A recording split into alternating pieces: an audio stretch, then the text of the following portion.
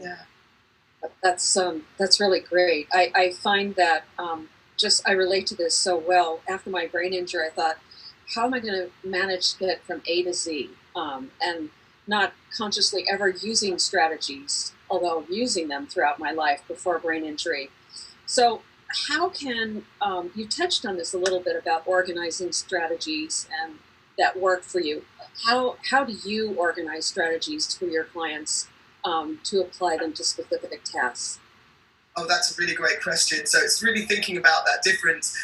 So we're talking here about that difference between organizing task-specific strategies, I guess, and sort of generalized strategies across the board. And I think that is probably the way that I would think about that I organize it. What are things that are general principles? So problem-solving concepts that are going to help you across the board, and lots of it. It's always a good idea to write stuff down. If you could, it's not just specific to this situation. It's always a good place to do it. But there will be some stuff that is kind of specific, and just say, okay, this is the stuff you do at school. This is the stuff you have to do at home. This is stuff you have to do at college.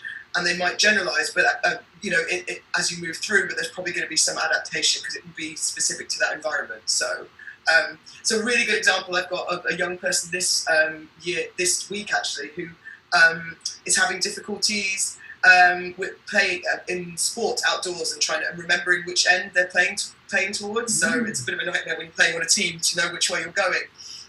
And so we talked about setting up kind of a strategy where we talk to the coach and let them know that you make sure there's always a certain colour on the end so that they can just move the sweater.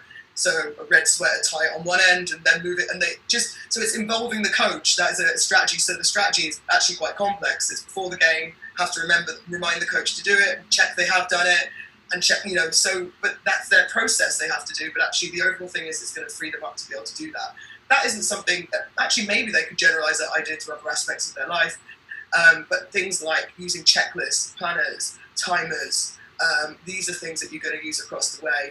I always think as well, think about the factors that are going to influence this. So if you're more tired, you're probably going to be more forgetful, or it's going to be harder for you to bring things to mind.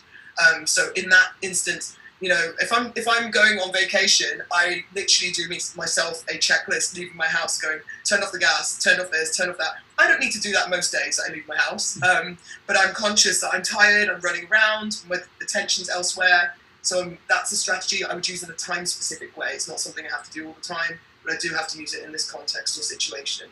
So I guess that's what we're thinking about. What are the general principles that can go, that problem solve in a variety of situations? And then what are some very specific strategies that are situationally specific and maybe even time-bound? Yeah. Probably the best way I can think about it. Yeah. Great question, Lisa. Thank you.